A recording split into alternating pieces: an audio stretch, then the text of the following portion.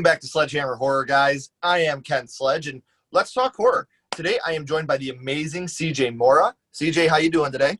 Hi, I'm doing well. Thank you so much for having me. Oh, no problem. This is so awesome to have you. So CJ is very, very busy. She is a art department and production designer. Just wrapped up on a spec commercial with Freeform, as well as a Snapchat show and the third season of The Masked Singer and Blizzard's Call of Duty League. So you have been wrapping up and wrapping up. How's everything been going?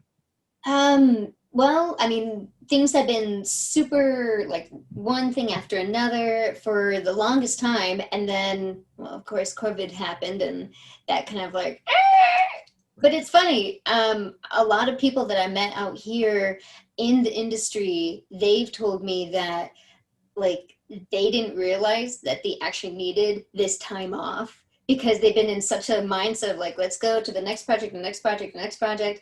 And they're usually like full 12-hour days. So you don't get to like have a moment to breathe sometimes, especially with how cutthroat this industry can be as well. So having COVID in the way like was a little bit of a vacation for us and for myself.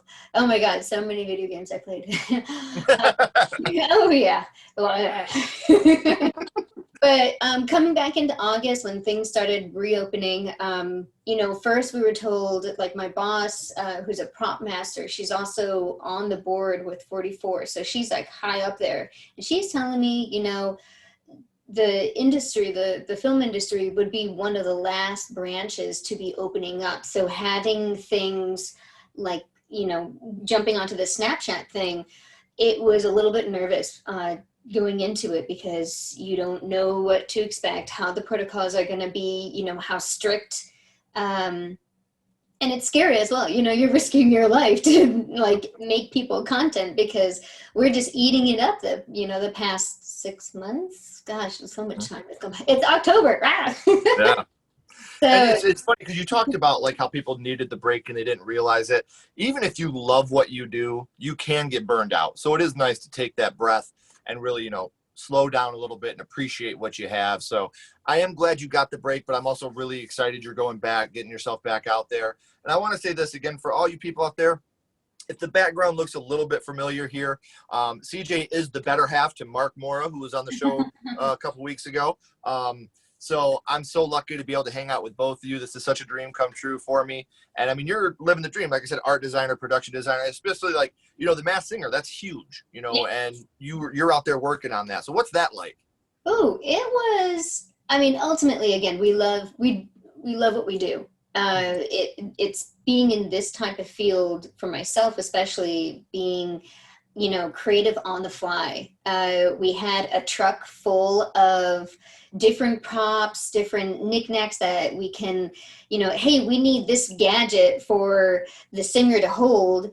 Because I was working on if you've seen the third season, they had obviously the stuff on the stage, and then they had stuff on different locations, and being interviews with people that know the singers, and so I was on the field. I was waking up at 6 a.m. or oh my God 5 a even earlier, being in a location that I've never been to, somebody's house, and having to create the Rapunzel look, so it's really on the fly, but it's so much fun, and you kind of get giddy when you see the celebrities, like, oh, you're shorter than I You guys are thought. obviously doing something right because the Masked Singer is huge right now. It's so big. And you It, can always say that no matter what in the panels of history, you're there. it, That's something you were a part of. So, so do you know who the singers are before we do? it depends. I know who I'll be calling next season. I'm Uh, kidding. I'm joking. sometimes we get like a little bit of hints of who the singer might be, and it's also, up to my boss as well if she wants to share. Sure. But for the most part, we also don't know.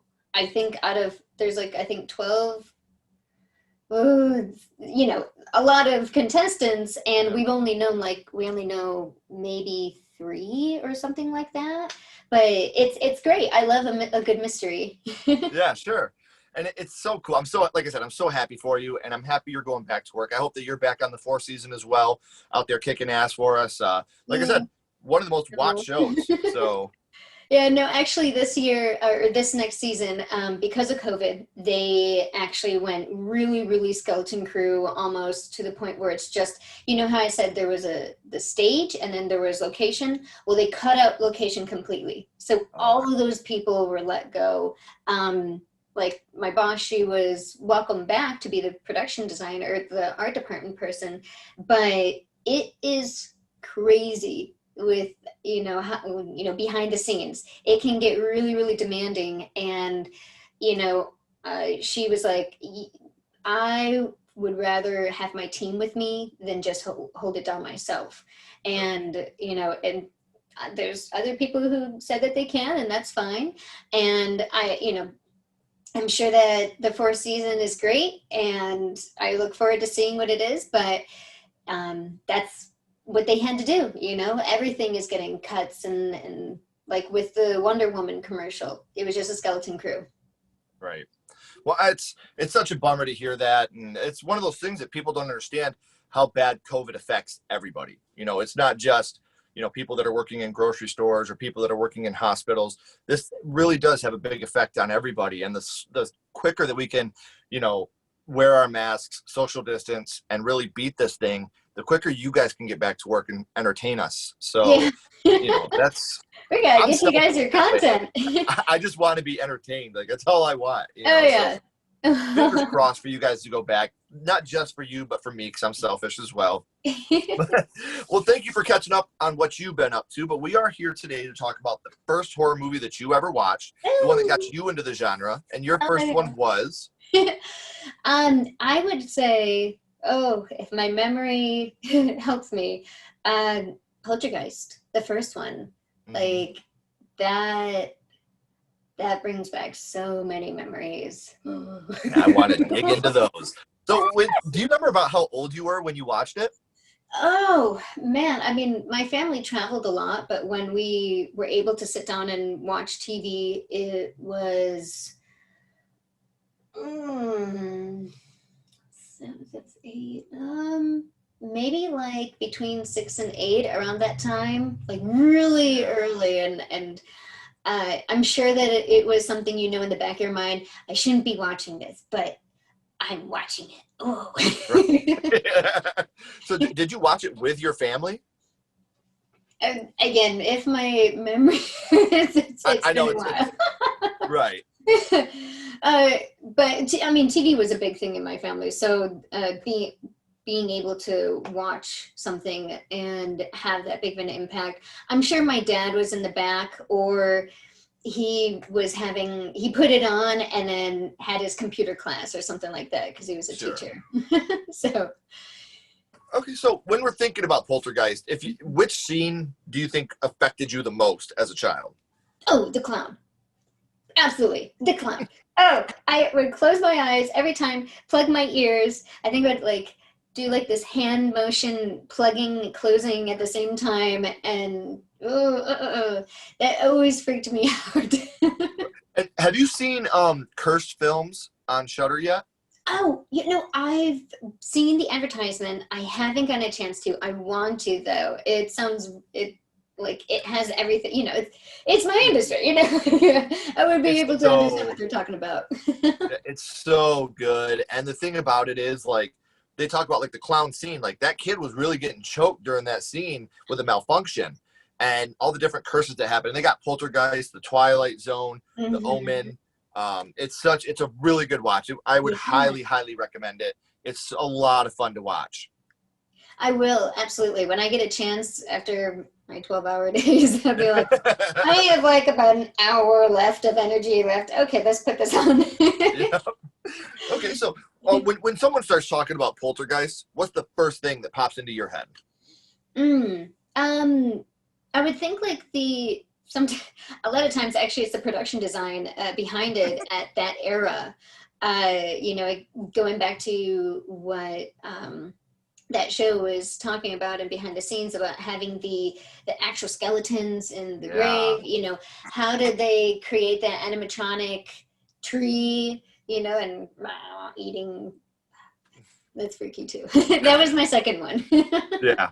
And I just love Heather O'Rourke. Such a tragic, thing for her to die at such a young age was such Yeah. a rare thing to happen. And actually, that's why I keep Poltergeist 3 back here, because I think this is one of the most underrated horror films in the history of horror, because it gets a bad rep because of the ending, because obviously Heather had passed away. And so Yeah. they had to just throw an ending on there. But the studio, they did the right thing. They didn't want to go back in and try to use a body double for her, because obviously, respect for the dead. And I totally appreciate that. But it gets a bad rep because of that. And I think it's a fantastic movie. It's scary. And that actually leads me into my next question. Have you seen the Poltergeist remake? And if you have, what are your opinions on that? Ooh. I believe I have, and I am a sucker for the oldies but goodies. Like, I prefer the older one. It gives me that nostalgia, and there's some things that you you can tell that was like CGI or green screened, whereas back in the day it was practical effects. Yep. And I appreciate that much more. As do I. And it's one of those things where I don't think remakes are inherently bad. There's a lot of really, really good ones that I'm a huge fan of. Of But with course. the Poltergeist one, it was one of those things where I didn't love it. I didn't hate it. But there was really nothing memorable about it. It was just one of those things that I watched it. It was meh. Kind of like the Pet Cemetery remake. I Oh, watched it, right. and it was just, there was nothing really that jumped out to me as in comparison to the original. Like Yeah. with Friday the 13th, the remake, that opening first scene is Mm. so brutal that it stuck out to me. Like Child's Play, the remake, there was so much about that remake that really jumped out to me that I really enjoyed. So Yeah. if you're going to do a remake, make it your own. Don't just carbon copy the first one. We've seen that. And when Right. you carbon copy the first one, and like you said, do it with green screen or CGI, you're really taking away from the hard work they did with the practical effects. Absolutely. So I do agree with you there that if you're going to redo it, make it your own. Mhm. Take the basic storyline, but change it. Make it new to me. I don't want to go see the same movie I've already seen. Yeah. Make it different. That's why I would always bring up Krampus, because I feel like that had a good, well, it had both. I felt like I saw, not only, yes, you had and like the green screen, all that stuff, but you also had that animatronic snakes Yeah. slime thing that opens up like this, and I'm like, yes, that's what I want. I want to see something that like I can actually hold, or I Yeah. want to go and buy. So if you've seen, I've seen the mask for like the Krampus person, and that's like $90 at Spirit Halloween. Oh, that's still Um, awesome. you're right. I took a picture and I showed to Mark. I'm like, oh, look at this. But they didn't have like anything else that was cool from the movie. I wish that they had more, but again, that movie had. I feel like I was able to appreciate both, um, you know, the practical effects versus the other The CGI, sure. Well, CGI. we Yeah. talked about, we're kind of drifting to other movies now, which kind of brings me to what I wanted to ask you now. No, it's fine. That's exactly it. I want to go scream on you here. What's your favorite scary movie? What is your favorite horror movie? Oh, Cabin in the Woods, for sure. Absolutely. I am a lover for comedic horror, and this one was like, it was smart, but it's funny. Oh my God, I love the weed guy and his extendable Yeah, bong coffee mug the thing. coffee mug. Yeah. I've always said that's in the last, 15 years, Cabin in the Woods, there's been nothing that can touch Cabin in the Woods. My all-time favorite is House from 1986. But Ooh. Cabin in the Woods, and the thing I love about it is the name of that movie is so unoriginal and bland. But then you go into it, and it's the most original and intelligent movie. And the two guys that are down in the bunker, the bad guy from Billy Madison and the other Yeah, guy, they are so funny. Like when it the is one so dude is fun. getting killed by the merman, he's like, "Are you fucking serious?" Yeah, Like I've been waiting. I exactly. thought, Oh yeah. and Oh, one of my I love favorite it scenes too. is when they're going down in the cubes, and you see all the different, like you see the girls from The Shining, you Yep. see all these It different makes me things. think of 13 Ghosts, where they have like the different Yes, the options there. boxes. Yeah, yeah. Yes, that's awesome. I don't know if you said you're a video gamer, so Left 4 Dead. Oh, so I am the worst person to play a horror game. I mean, Fallout is a little bit horror because you have like, those radiation. Oh my God. I haven't played any of this spell, but please forgive my blankness of the name. But you have the music that helps you get through Yeah. horror or like intense scenes. So Left 4 Dead. Well, when I worked at GameStop, I was able to advertise that you can use the speaker that's inside your controller that it can tell if you're being loud. From what I was told, I haven't played it, so don't get me wrong. It may not be the case anymore, but yeah, I thought it sounded really cool. Again, I would not be able to play. I'll watch Mark play, and I'll be in the back going. If you get a chance, look into it because they were supposed to tie in Left 4 Dead with Cabin in the Woods. There was supposed to be a downloadable map, and when they go down and you see all the boxes, they have the witch and the boomer from Left 4 Dead in the boxes. Oh, that's and they were supposed to tie them in together. Yeah, and I've always been a big Left 4 Dead fan, so I was like, oh, sweet. And the tie-in never really took place, but man, I'm so glad. I would love to have you and Mark on. Me and my wife didn't see that coming, where we talk about movies that have a crazy twist that we didn't see coming. And I would love for me and my wife and you and Mark to talk about Cabin in the Woods. I think that'd be the perfect movie for us to do. Oh, that would be awesome. Though I'll say Mark is a stickler for like predicting endings. So most of the time he's like, I can see this coming. Yeah, but there's no way he saw the ending of Cabin in the Woods coming. I don't think so. I will fight him to the death on that. Yeah. I will say I love watching DVD, Dead by Daylight, and that's always a fun horror.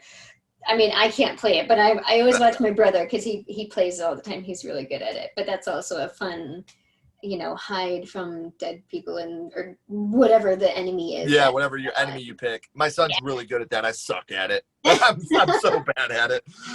At being the bad guy or at being the survival person? Both. I'm terrible at video games. After 007, I'm done. You got the Nintendo 64, 007, I got you there. Okay, that, I'm out. Yeah, I tried playing Fortnite and I was pissed after about 3 seconds. Wait, I shot that guy. How'd he build a wall? It's bullshit. I don't like it. What about other than online games? Like what about the open world RPG like RDR2? Well, see, I did like The Evil Within. I liked that. Mm-hmm. The Last of Us, I liked that. I've always been a huge Kingdom Hearts fan. Mm-hmm. So, Kingdom Hearts 3 I thought was super dope. I really enjoyed that game. And then, I like my baseball games. I'm a huge baseball fan as well as horror movie fan. Yeah.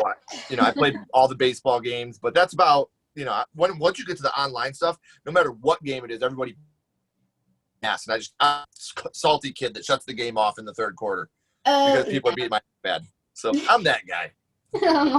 Wait, you're the salty guy? I'm such a salt. I'm such a poor sport. I hate but okay. We do always end our first horror movies with a skull count. I want to know Poltergeist. We're ranking it 0 being the worst, 5 being the best. You can use half and quarter skulls. What would you rate Poltergeist on a scale of 0 to 5 skulls?